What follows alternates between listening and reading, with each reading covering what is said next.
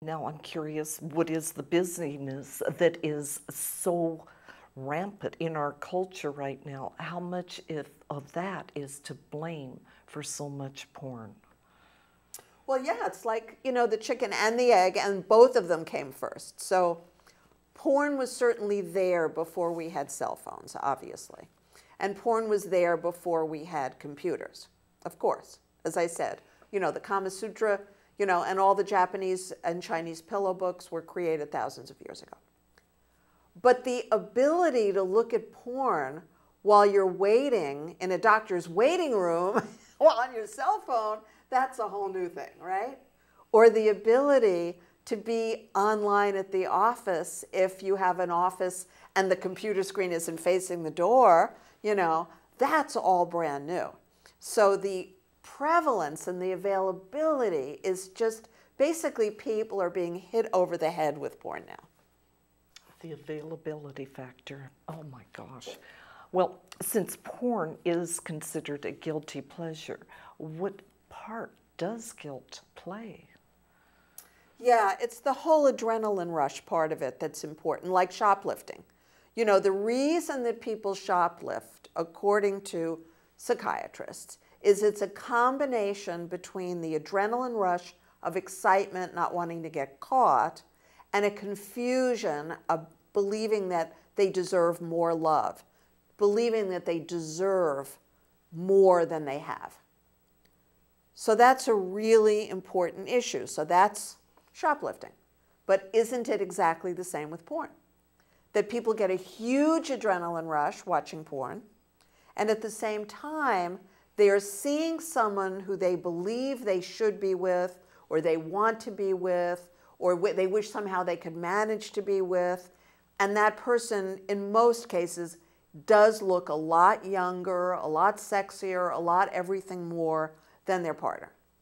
Not always, but in most cases. So that's where the confusion is. It's the adrenaline rush. That adrenaline. Okay, Susan, what is the solution now to porn? Is more sex, different sex, or what would you suggest? Well, it can be. It depends. I mean, I've worked with all different religions and cultures and races. So I have a wide expenditure of just all sorts of stories and feedback from all these different people. So the question is your story. Where is the problem happening in your life? Is it that maybe you're a Mormon, or maybe you're a Muslim, and so you don't know anything about sex? And now sex is boring because neither of you know anything about it. Well, that's possible. Or is it that you're someone who's had lots and lots of lovers, hundreds and hundreds of lovers, and now you've decided you're going to settle down and get married, and that's pretty boring for you. So it's both ends of the spectrum, isn't it? It's all about your own story. So if you call me for a free consultation, we can examine it together. Wonderful. Is it, let's say, because one partner wants a lot more attention and connection, or less? Again, that's so great because it can be either. So someone may be looking at porn over your shoulder, and they're just going through the motions, and they're completely mesmerized by the TV. And, they're just going through the motions because they feel obligated to be with you. Well, obviously, that's not a relationship that you want to stay in. You want to see if you can motivate that partner to re-engage, or it's not going to work for you. Or it may be a whole different story, and a lot of it has to do with the position of the screen in the bedroom, right? So if you're both in a position where you're both watching the screen and being with each other, and watching the screen, being with each other, then it's an enhancement. And assuming that the video that you're watching is something that you're both enjoying, then it may be just an enhancement. It's, if you're married for a long, long time, most of my friends who've been married for a long, long time will tell me it can get pretty boring. They need to spice it up. So that's what porn is for, and sex toys. Well, that sounds healthy. What can be... But there's nothing that's healthy or unhealthy. That's the whole point. That's right. Thank you. That's yes. absolutely right. What can be done to motivate a partner away from porn? Yeah, well, that's where developing a deep level of empathy for this person is so important. And if you go to my website, which is on the screen, susanallan.org, then you'll see on my website that there's a 4-hour video training that's all about how to connect intimately and deeply and lovingly. So how to step the whole relationship up and really bring someone in to a deep level of connection with you so that his or her needs are met and your needs are met. And it's a lot of skills, and I teach it. And again, I'm looking forward to having you call and ask me to go over it with you and teach you how it would sound. It is about creating scripts and having conversations and motivating and inspiring your partner. So when we are looking for a partner, how do you spot a porn addict before you're in a relationship? Well, it's a good thing we have time because this is a very, very complicated topic. So you can keep thinking of questions you might want to ask me too, but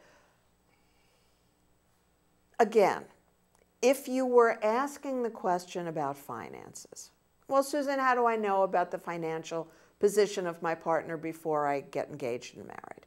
Then you would know, right? You would know what you have to do. You have to sweetly ask if you can share your IRS filings for the last 5 years, sweetly ask for financial transparency, and make sure you get it, right? You can't just ask, and you certainly can't push and demand. You have to gently say, you know, I know that we're going to be together, we're getting married in a year, and I know that you want to know everything about me, and I want to know everything about you.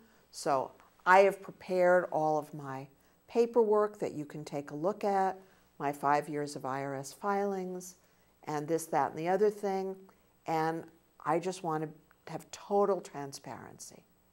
Do you agree? And if you get an answer different from, hold on to your papers and give me 3 days, and then we can meet about it. So if they say that, that's great, right? Hold on to your papers, give me 3 days, I'll print it all out, and we'll talk about it. If you don't get that answer, you're getting a no. Even if the person doesn't say no, you're getting a no. Until you have those papers from your partner, and until you have the conversation, you've gotten a no. And 3 days is an appropriate amount of time. Now, translate that into sex. There's no way that they can prove to you that they're not a porn addict, sadly. They can say it, but that doesn't mean it's true. So you have to really look around at this person's Facebook page. You have to really look around online. You have to get to know his or her friends. You have to really listen to everything. And you have to finesse for information. So Bob, you know, we're both adults, so I imagine that you enjoy porn. I'm just wondering, what's your favorite website? You only ask that in a non-judgmental way if you want to get a result. So that's empathy, which is now used to finesse for information. You know, Bob, I imagine that you feel blah, blah, blah, and you need blah, blah, blah. That's empathy. That's right out of the 6-part conversation. But here you want something very specific back from them. You want facts, you want data, you want them basically to fess up. So you have to give them permission, I imagine. You know, it's like you say to somebody who takes drugs, I imagine, you know, that since I found a bong in your house, I imagine you like to get stoned. You know, I'd love to know more about it. So that's you finessing for information about some kind of drug use. The only way people are going to tell you the truth is if you prove to them it's safe for them to tell you the truth. And you have to change from that judgmental, angry, scared, sad mentality if you're going to get people to tell you the truth. Thank you, Susan. And that was a lot of information once again, and I appreciate the fact that that's how you handle all of your clients. And it works. Absolutely. And it works. Safe and understanding and right there with them. But of course, you have to make sure that you're not then going to punish them. You can gently break up with them if the person's not for you, but you can't do what my former fiance's mother did to her former husband. She found a Adopt kit under the seat in their car. And she said to him, I found a Adopt kit under the seat in our car. And I promise whatever you tell me, I'm not going to get angry. And I promise whatever you tell me, it's safe for you to tell me. I just want to know the truth. Now, if somebody says to you, I just want to know the truth, you have to really, really talk to them before you give them this information, which could, in fact, cost you your life. Because 5 seconds after Paul told her, yes, I have been seeing somebody at work, she said, I'm divorcing you, I'm taking everything, you know, you're never going to see your son, like that. So be very careful. You have to calm your partner down. When you tell them the truth, you have to tell them in a specific way, and I also teach people how to do that. That would be very helpful to be able to approach that in a way that can work out. That, I think maybe that's the most important thing. Maybe we should talk about that because we do have time. Yes. And if somebody says to you, you know, hey, John, you know, you and I have been dating for a while now, and I know porn is really popular, and I'm just really wondering, how important is porn to you? And you have to look at the expression on his face. I want you to, as you're saying that, I want you to look deeply into his eyes, and your face has to be soft and non-judgmental. So, you know, John, I'm just wondering, how important is porn to you?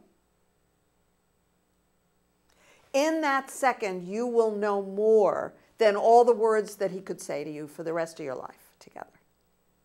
Because you'll know, does he, microfacial expressions, they're called. So if you go online and you look up microfacial expressions, you'll see what guilt looks like. You'll see what shame looks like. You'll see what lying looks like. There was a fabulous TV show a couple of years ago called Lie to Me, and it was brilliant.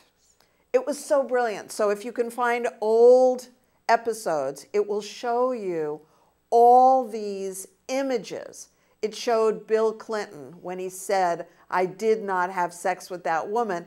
And there were so many microfacial expressions that he had that proved that he was lying, that became like the test case. That was like the laboratory example.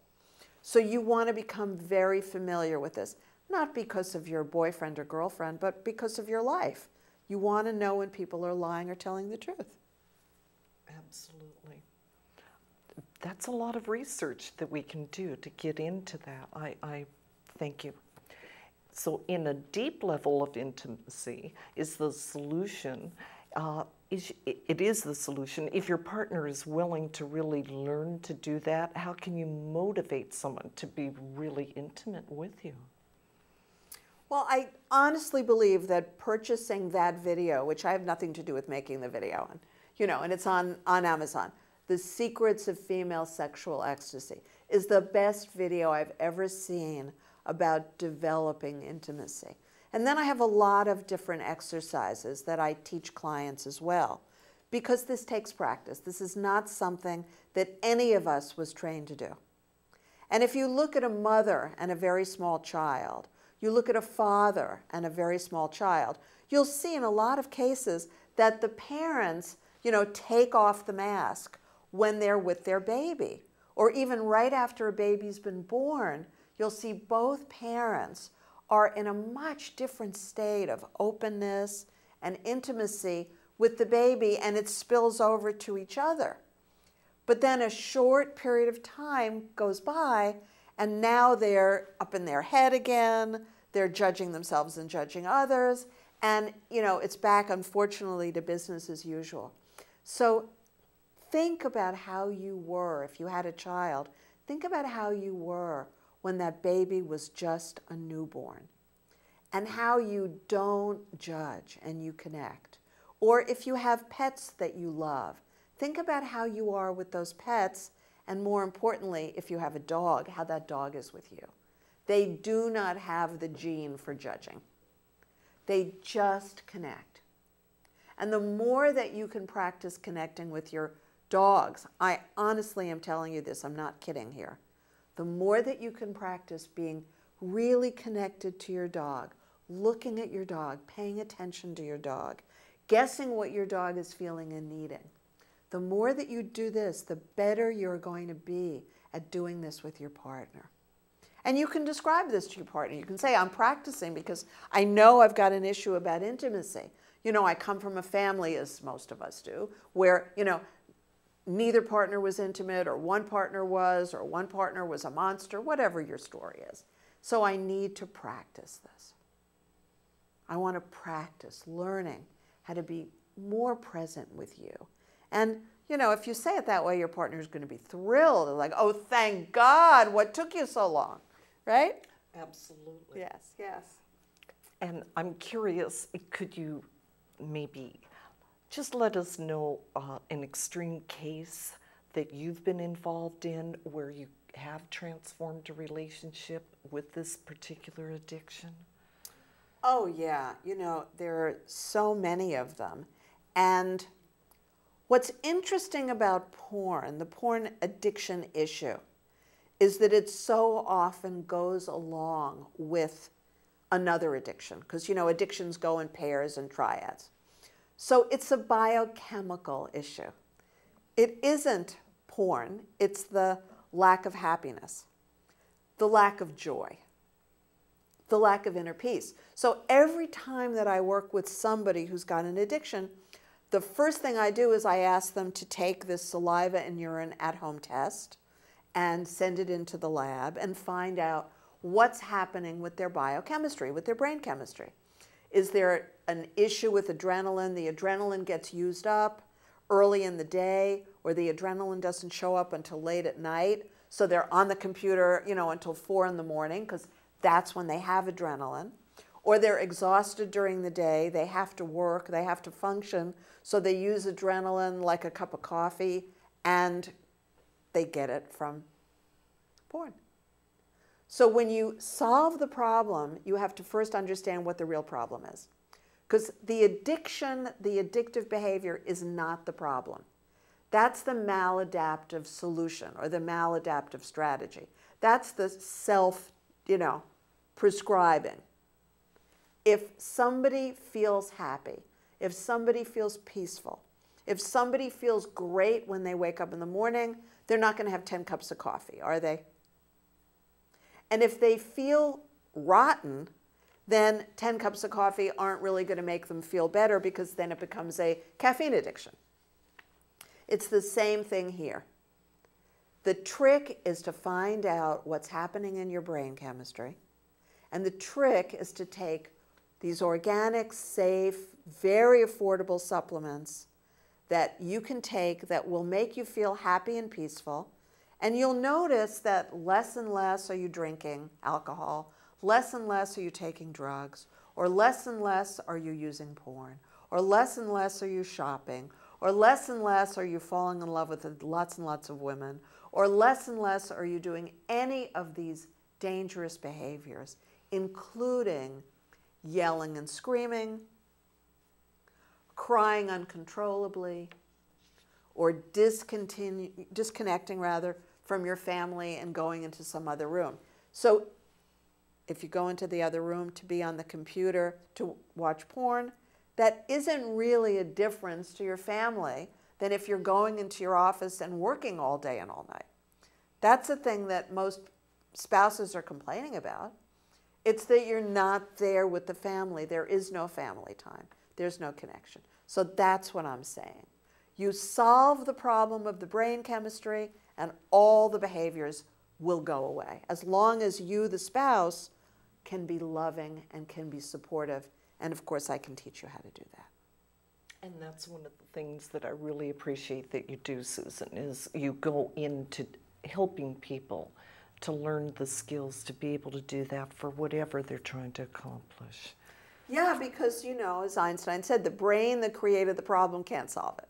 So you need to have new behaviors. New behaviors come from new neural pathways, brain pathways.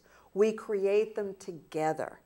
We create them by working your brain in a certain way so that you become more peaceful, you become happier, you become more positive, and or your partner does, so that the whole issue of pornography and pornography addiction can little by little by little be put into perspective. So you can have a life, you can have a career, you can have a family, you can have love in your life, you can have passionate sexual experiences that are really more satisfying because there's another person involved. That would be the key element right there. It's a win-win.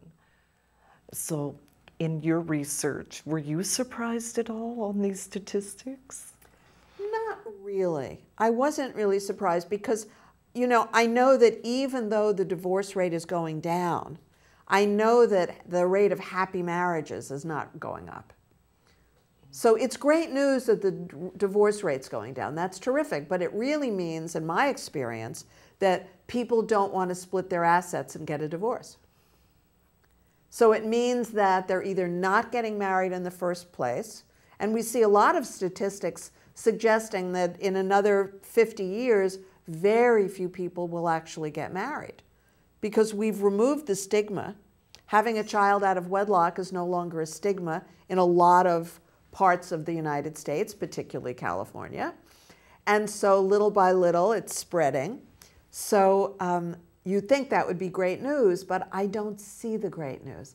I don't see, even out socially, I don't see a lot of you in deeply intimate, loving relationships.